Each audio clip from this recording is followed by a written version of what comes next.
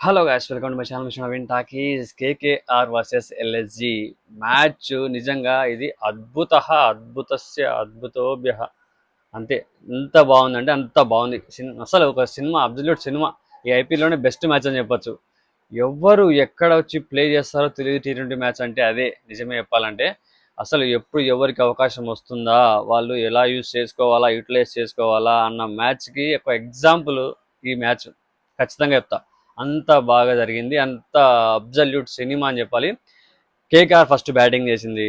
రహానే పెద్దగా స్కోర్ అంటే 41 కొట్టాడు. తర్వాత అంటే ఎవరు కూడా కన్సిస్టెంట్గా పర్ఫామ్ చేయట్లేదు. ఒక రకంగా చూసుకుంటే మా ఏమంటారు, యాంగ్రీష్ రఘువంశీ ఒక్కడే కొంచెం పర్ఫామ్ చేస్తున్నాడు ప్రతి మ్యాచ్ కన్సిస్టెంట్గా. ఆప్షన్స్ ఫస్ట్ 2 మ్యాచ్లు ఆప్షన్స్ చేశాడు. ఈ మ్యాచ్ 45-48 కొట్టాడు.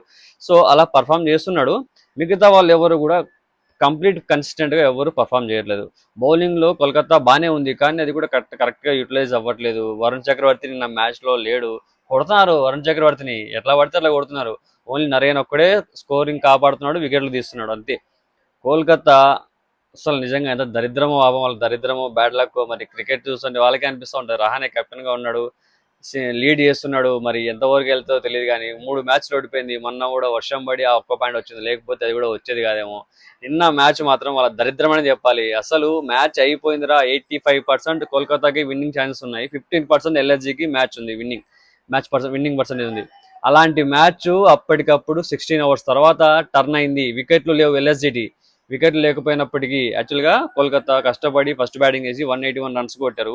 ఆ 181 కొంచెం కష్టతరమే అనిపించింది. ఫస్ట్లో వీళ్ళు ఎక్కువ కన్సిస్టెంట్గా నిలబడలేదు. మార్క్రము 20లోనే అవుట్ అయిపోయారు. మార్చ్ 20లో అవుట్ అయిపోయారు. పంత్ కూడా ఎక్కువసేపు లేడు. తర్వాత నికోలస్ పురన్ వచ్చేటే అవుట్ అయిపోయాడు. అంటే ఎక్కువసేపు ఎవరు పర్ఫామ్ చేయలేదు. ఆయుష్ బడోని ఆప్షన్స్ చేశాడు, చాలా కన్సిస్టెంట్ పర్ఫార్మెన్స్. అది మ్యాచ్ అక్కడి వరకు రావడానికి కారణం అయితే మాత్రం ఆయుష్ బడోని. ఫస్ట్ 2 మ్యాచ్ ఆడకపోయినా లాస్ట్ సీజన్ చాలా బాగా పర్ఫామ్ చేశాడు. 4th లో వస్తున్నాడు ఆయుష్ బడోని, బట్ ఇప్పటికి 4th లో ఫస్ట్ టైం ఈ సీజన్లో రావడం కాబట్టి ఫినిషింగ్ రోల్లో వచ్చేవాడు, ఫినిషర్ రోల్లో. బట్ ఈసారి మాత్రం ముందే పంపించడం జరుగుతుంది. ముందే పంపించినప్పటికీ లాస్ట్ 2 మ్యాచ్ పెద్దగా పర్ఫామ్ చేయలేదు. ఈ మ్యాచ్ పర్ఫామ్ చేశాడు, కొంచెం బెటర్ అనిపించింది. అక్కడి నుంచి ఎల్ఎస్జీ అవుతుందో లేదో అనుకున్నాం కానీ, బట్ అక్కడి నుంచి మళ్ళీ తగులుకున్నాడు. 16 ఓవర్ల నుంచి యాక్చువల్గా ముకుల్ చౌదరి అని అసలు అన్క్యాప్డ్ ప్లేయరు, డొమెస్టిక్లో సిక్స్ హిట్టర్ అని ఒక మంచి పేరుంది. అలాంటి ముకుల్ చౌదరి ఆడిన ఇన్నింగ్స్ నెవర్ ఎవర్ ఆఫ్టర్ తన కెరీర్లోనే నిలిచిపోయే ఇన్నింగ్స్ ఆడాడు. ఎల్ఎస్జి ఓడిపోయే మ్యాచ్ను గెలిపించాడు. అక్కడికే ఆల్మోస్ట్ 55-60 రన్స్ కొట్టాలి. ఆల్మోస్ట్ 60 రన్స్ తేడాతో ఉన్నారు 16 ఓవర్స్ వరకు. అక్కడి నుంచి మ్యాచ్ విన్నింగ్ నాకు ఆడాడు. అటు సైడ్ నాన్ స్ట్రైకర్ లో అవేష్ ఖాన్ పెట్టుకొని ఎక్కువసేపు పార్ట్నర్షిప్ వచ్చింది. ఎవరితో అంటే మనోడు ఉంటారు ఆయుష్ బడన్ ఉన్నప్పుడు పెద్దగా స్కోరింగ్ చేయడానికి పర్ఫామ్ చేయడానికి లేదు. బాల్స్ కొంచెం తింటా వచ్చాడు, ఎక్కువ బాల్స్ పర్ఫామ్ చేయలేదు, హిట్టింగ్ చేయలేకపోయాడు. బాల్స్ కొంచెం ఎక్కువ అయిపోతున్నాయి, ప్రెజర్ అవుతుంది, ఇంకా అయిపోయింది అనుకున్నా. అవేష్ ఖాన్ వచ్చాడు, వికెట్ పడింది ఆయుష్ బడన్ తర్వాత అవేష్ ఖాన్ వచ్చాడు. అవేష్ ఖాన్ ఇతను ఏం కొడతారబ్బా అనుకున్నా. అస్సలు అక్కడి నుంచి ఉంది సినిమా. ఏం కొట్టాడు అసలు, నిజంగా కోల్కతా వాళ్ళకి దిమ్మ తిరిగిపోయింది. ఏ బాల్ వేస్తే ఆ బాల్ కొడుతున్నాడు, ఎటు వేస్తే అటు కొడుతున్నాడు.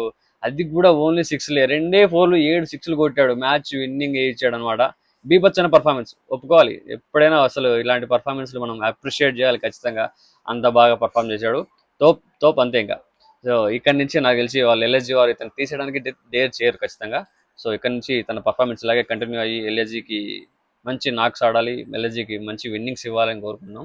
అలాగే ముకుల్ చౌదరికి కూడా మంచి కెరీర్ ఉన్నట్టుంది. ఆ కెరీర్ ఇట్లా కన్సిస్టెంట్గా పర్ఫామ్ చేస్తే ఇండియన్ టీంలోకి వచ్చే అవకాశాలు కూడా గట్టిగా ఉంటాయి. కాబట్టి కొంచెం పర్ఫార్మెన్స్ అనేది స్టేబిలిటీ ఉండాలన్నమాట. సో ఆ స్టేబిలిటీ ఇలాగే కంటిన్యూ చేయాలి, కొనసాగించాలని కోరుకుందాం.